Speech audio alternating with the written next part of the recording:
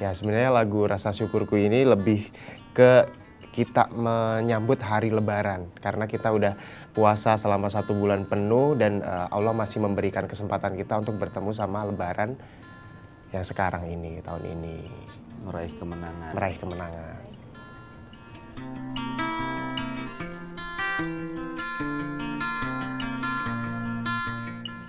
Kalau tantangan ya pasti ada ya, karena biasanya nyanyiin lagu-lagu galau, lagu-lagu cinta, dan sekarang dituntut untuk nyanyiin lagu religi. Nah, bebannya sebenarnya bukan cara menyanyikannya atau gimana aku nyanyiinnya, itu enggak. Sebenarnya itu enggak beban sama sekali, sama seperti menyanyikan lagu lainnya. Yang lebih menjadi sebenarnya bukan beban ya, tanggung jawab, lebih tanggung jawab untuk menyanyikan lagu religi, karena lagu religi jangan hanya menyanyikan aja. Aku sebagai penyanyinya juga harus jadi patokan orang-orang atau yang dengerin lagu aku.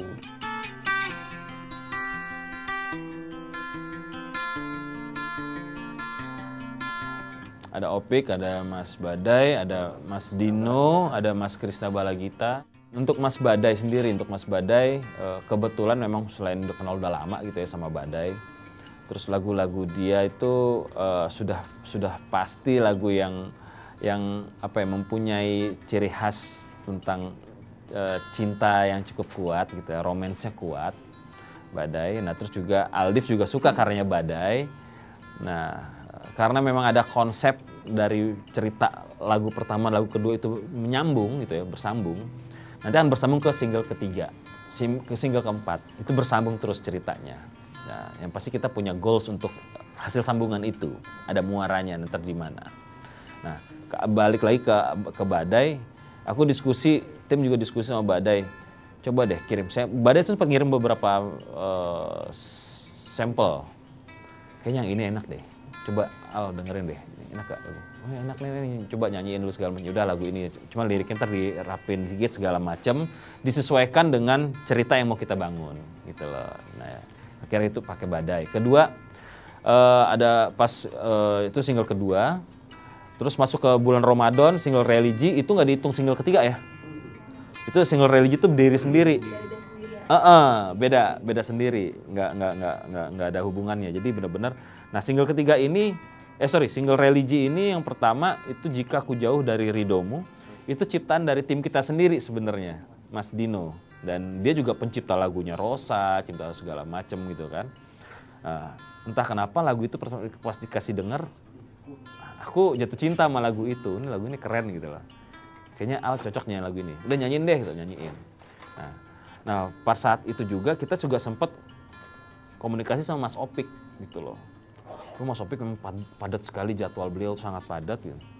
Tiba-tiba kita udah selesai syuting video klip, itu udah selesai ya? Jika Ku Jauh Dari Ridomu sudah selesai. Tiba-tiba Mas Opik kirim materi lagu. Tuh, coba denger lagu ini katanya. Pas didengar, wow, Opik banget nih gitu kan, Opik banget nih. Kayaknya kena nih sama karakter vokal dia nih gitu. Coba Al nyanyiin deh Al. Dia sempat diskusi sama aku, ngirim malam-malam, Bang gimana Bang lagunya Bang? Ya kalau lagunya Opik sih pasti oke gitu loh, pasti oke. Cuma kamu nyaman gak nyanyi lagu ini? Emang sih perlu effort sih, ya itu tantangan gitu. Perlu effort di latihan terus lagu-lagu itu, malah di lagu ini Al malah ketemu banget gitu loh. Gaya-gaya nyanyinya tuh ketemu banget gitu, gaya yang bener. Wah, makanya kita bisa nyanyiin Al bisa bawain lagunya Mas Opik gitu loh. Bahkan tadi judulnya bukan Sang Pengasih ya. Judulnya apa gitu? Judulnya bukan Sang Pengasih. Bukan. Ya, mikir apa segala macam. Terus dia nanya, kalau aku jadi penciptanya nih, aku jadi Mas Opik nih. Gue mau ngasih judul nih Sang Pengasih, gue gituin. Kata Mas Opik nggak apa-apa dijadiin judul.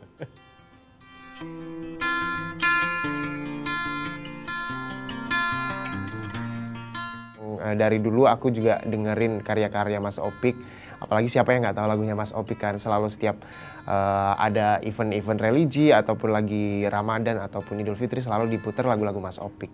Dan aku udah tumbuh besar dengan karya-karya Mas Opik juga, maksudnya udah apal sama lagu-lagunya. Jadi pas pertama ketemu sama Mas Opik, langsung Kalau ketemu Mas Opik. iya, jadi langsung ketemu Mas Opik, langsung diajak workshop, diajarin gimana penekanannya di mana, kamu harus gimana dalam menyanyikan Ternyata ini. beda effortnya kan, dia Iya. harus nyanyi gayanya itu seperti ini loh. Nah, Iya. itu dia, itu tantangan buat Nah, Al. dan karya-karya Mas Opik itu mempunyai karakteristik tersendiri kalau menurut aku. Karena emang benar-benar kuat banget karakternya.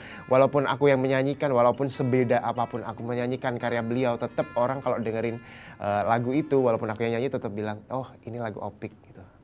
Jadi pertama kali aku perdengarkan setelah aku take vokal buat sampel itu aku kasih tahu ke keluarga. Dan aku nggak kasih tahu itu ciptaan Mas Opik. Tiba-tiba kok kayak lagunya Mas Opik ya gitu. Nah, jadi mereka langsung nangkap, oh berarti berhasil aku dalam nyanyiin lagu Mas Opik ini.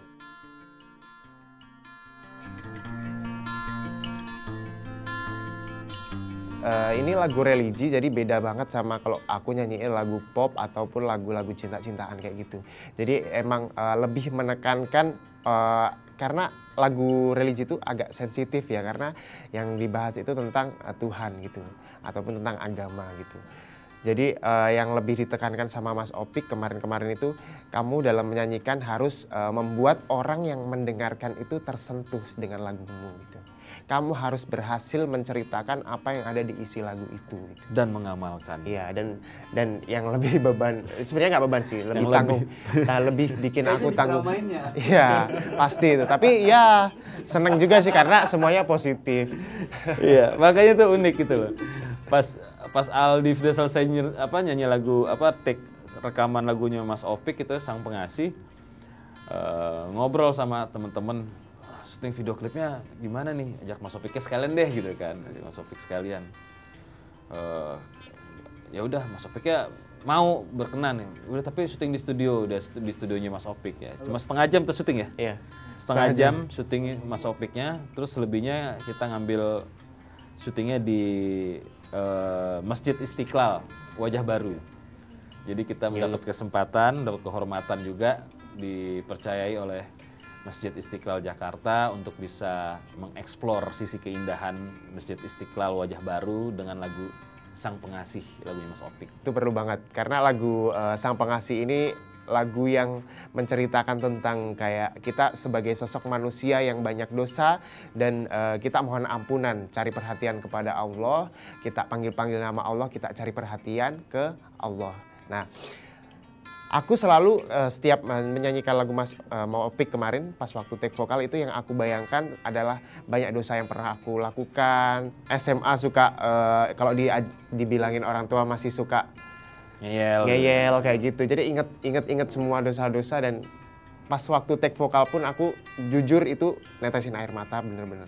Yang aku bayangin dosa-dosa, aku udah sekarang ada di titik ini jauh sama orang tua itu susah banget. Itu yang aku rasain. Aku selalu yang aku pikirin orang tua sih sebenarnya.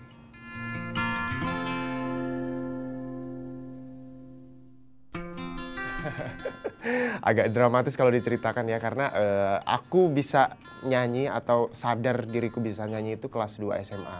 Bisa dibilang itu sangat telat. Itu pun karena keterpaksaan ada lomba paduan suara dan harus ada satu orang atau dua orang yang mewakili kelas dan satu kelas nggak ada yang mau, akhirnya satu kelas mengkambing hitamkan ketua kelas dan posisinya di situ aku ketua kelas. Jadi mau nggak mau, ayo. Akhirnya ketua kelas aja Pak, akhirnya maju dan di situ akhirnya dengan keterpaksaan tanpa dan nggak ikhlas sebenarnya masih belum ikhlas untuk menjalaninnya, ya udah ikut aja latihan. Nah di situ akhirnya ada salah satu guru kesenianku itu bilang, Aldif kamu bisa nyanyi, ayo Bapak ajarin kamu nyanyi. Gitu. Ya ayo diseriusin. Nah dari situ kelas 3 SMA aku mulai ikutan lomba-lomba nyanyi di daerahku, aku asli Pacitan. Dan kebetulan di Pacitan itu setiap tahun Pak SBY, karena Pak SBY juga asli Pacitan, itu selalu mengadakan event lomba menyanyi lagu karya beliau. Nah di situ alhamdulillah pertama kali aku di atas panggung mendapatkan juara 3 tingkat nasional. Nah dari situlah aku mulai, oh ternyata aku bisa nyanyi. Nah akhirnya kuliah aku menyibukkan diri. Selain aku kuliah itu, setelah kuliah biasanya aku nyanyi di wedding, terus nyanyi di kafe-kafe, di kamar mandi. Di kamar mandi. Nah, Setelah itu, orang tua mulai nggak setuju di aku sempat setelah ditentang kuliah. ya? Iya, sempat ditentang kalau kerjaan nyanyi itu, kalau kamu nyanyi itu apa, positifnya apa gitu loh. Mending kamu cari kerjaan yang tetap, dapat uang yang tetap, jadi kamu fokus sama kerja aja. Nah gitu. Nah dari situ aku mulai putus asa, mulai udahlah nggak usah nyanyi lagi. Nah setelah aku kerja, selama kerja 3 tahun di salah satu perusahaan itu, aku udah nggak nyanyi lagi, benar-benar Itu ninggalin kerja dunia. di Kerawang, Cikarang. Iya, di Cikarang. Oh, oke. Sampai kerja 3 tahun itu aku nggak, benar-benar nggak nyanyi lagi. Setelah itu aku kena layout. Nah selama habis 3 tahun aku kena layout pas awal-awal pandemi. Nah di situ aku mulai mutar otak gimana ya caranya aku biar bisa dapat uang tambahan di situ.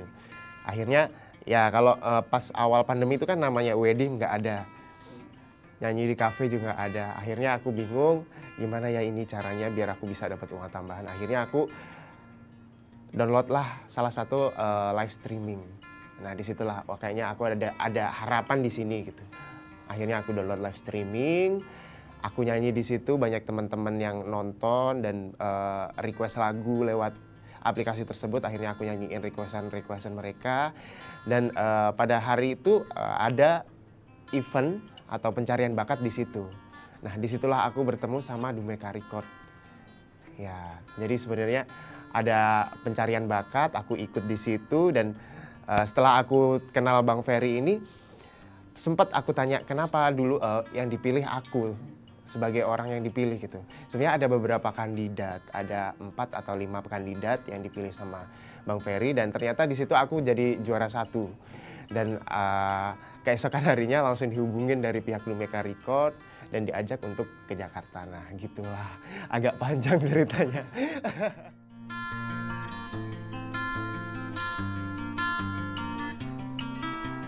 Aku ingat pas waktu awal aku masih nyanyi dan mendapat ketidaksetujuan dari orang tua, duniamu bukan di nyanyi, itu benar-benar bikin aku sakit hati sebenarnya.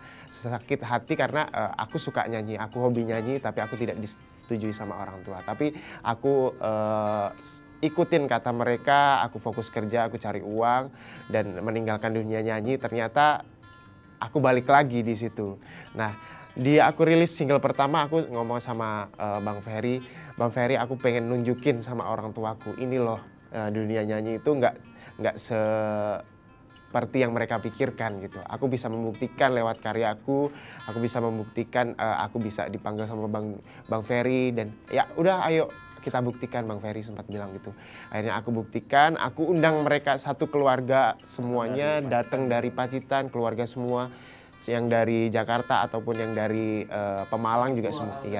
Iya, orang tua datang, dan waktu aku nyanyi, aku benar-benar yang aku lihat itu, karena yang depan pas itu orang tua, ayah sama ibu aku di depan, aku langsung yang ngeliatin mereka, dan pas aku nyanyi mereka netesin air mata yang bikin aku habis di balik panggung itu benar-benar netesin air mata juga. Oke, aku berhasil, aku buktiin ini aku bisa gitu. Tapi sekarang mereka support setiap apapun yang aku lakukan. Dari single pertama ke single kedua, selalu menanyain gimana perkembangannya. Aku selalu kirimin lagu aku sebelum rilis seperti itu. Oh banyak kemajuan gitu. Mereka support sampai sekarang, alhamdulillah.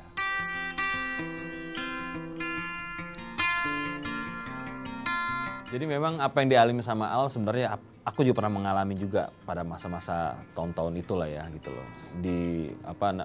Dicekal lah sama orang tua untuk jangan ada di industri hiburan, jangan ada di industri entertainment. Cuma ya itu tadi yang namanya jiwa seniman ya. Seniman kan jiwa pemberontaknya sangat tinggi gitu loh. Terus aku bilang people choice ya gitu. Kita harus bisa memilih. Aku agak sedikit berontak gitu kan, tapi aku buktikan pemberontakanku ini di titik saat ini gitu loh. Nah makanya begitu Al bilang, Bang aku pengen buktiin ini segala macem, cukup bilang oke, sikat, nggak masalah. Karena aku ngalamin apa yang dia rasain juga. Nah terus kalau misal dibilang Al untuk berkarir di Jakarta apa segala macam, ya aku rasa buat dia jangan cepat puas aja, jangan cepat puas sama yang sudah dicapai saat ini. ini cuma perjalanan. Jadi masih perlu kerja keras lebih lagi. Masih banyak medan perang ini masih luas gitu kan. Jadi aku bilang Maal, dan paling utama adalah jangan menyerah sebelum perang. Ini kamu perang masih di depan nih, belum ke dalam. Belum masuk ke penilaian juri, awarding apa segala macam bla bla bla, itu masih terus berjalan. Jadi ini masih di awal, kuatin latihannya, banyakin segala. Jangan cepat puas. Pokoknya aku cuma pesan sama Al, balik lagi nyanyikan karyamu sepenuh hati sebaik mungkin, dan itu dijadikan legacy buat dirimu sendiri gitu. Kalau bicara laku atau disuka orang, itu adalah bonusnya. Gitu. Karena aku yakin, aku bilang Maal, kerja keras tidak akan mengkhianati hasil. Jadi insya Allah selama lo berani, udah tunjukin nih, udah rela-rela ninggalin Pacitan yang tadi cuma rencana seminggu, akhirnya keterusan sampai sekarang pulang-pulang. Ya tunjukin gitu kan, tunjukin.